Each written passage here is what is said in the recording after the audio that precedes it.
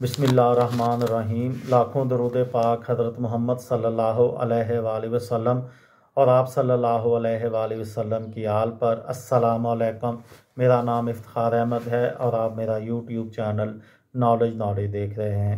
लाहौर के मतलब मैंने एक सीरीज़ शुरू की है। उस सिलसिले में कल मैंने एक वीडियो बनाई थी करारदाद लाहौर के मतलब, उसका आज दूसरा हिस्सा, करारदाद लाहौर हिस्सा 2।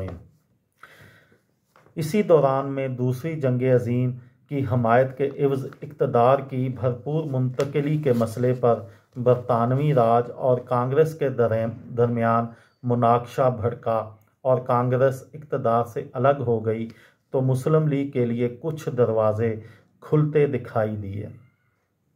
और इसी पस मंज़र में लाहौर में आल इंडिया मुस्लिम लीग का ये 3 रोज़ा इजलास 22 मार्च को शुरू हुआ। इजलास से 4 रोज़ कबल लाहौर में अल्लामा मशरकी की खाकसार जमात ने पाबंदी तोड़ते हुए एक अस्करी परेड की थी, जिसको रोकने के लिए पुलिस ने फायरिंग की। 35 के करीब खाकसार जाँ बहक हुए। इस वाक़े की वजह से लाहौर में ज़बरदस्त कशीदगी थी और सूबे पंजाब में मुस्लिम लीग के इत्तेहादी जमात यूनेस्ट पार्टी बरसरे इक़्तिदार थी और इस बात का ख़तरा था कि खाकसार के बेलचा बरदार कारकुन मुस्लिम लीग का ये इजलास ना होने दें या इस मौके पर हंगामा बर्पा करें। मौके की इसी नज़ाकत के पेश नज़र कायद-ए-आज़म मोहम्मद अली जिन्नाह ने इफ्तिताही इजलास से खिताब किया, जिसमें उन्होंने पहली बार कहा कि हिंदुस्तान में मसला फ़िरका वाराना नौइयत का नहीं है बल्कि बैनुल अक़वामी है, यानी ये 2 कौमों का मसला है। उन्होंने कहा कि हिंदुओं और मुसलमानों में फ़र्क इतना बड़ा और वाज़िया है कि एक मरकज़ी हुकूमत के तहत इनका इत्तेहाद ख़तरात से भरपूर होगा।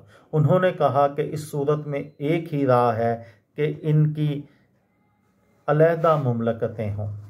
दूसरे दिन इन्हीं खतूत पर 23 मार्च को इस ज़माने के बंगाल के वज़ीर आला मौलवी फ़ज़ल हक ने करारदाद लाहौर पेश की, जिसमें कहा गया था कि इस वक्त तक कोई आइनी प्लान ना तो काबिल अमल होगा और ना मुसलमानों को कबूल होगा जब तक एक दूसरे से मिले हुए जग़राफ़ियाई यूनिटों को जुदागाना इलाकों में हदबंदी ना हो।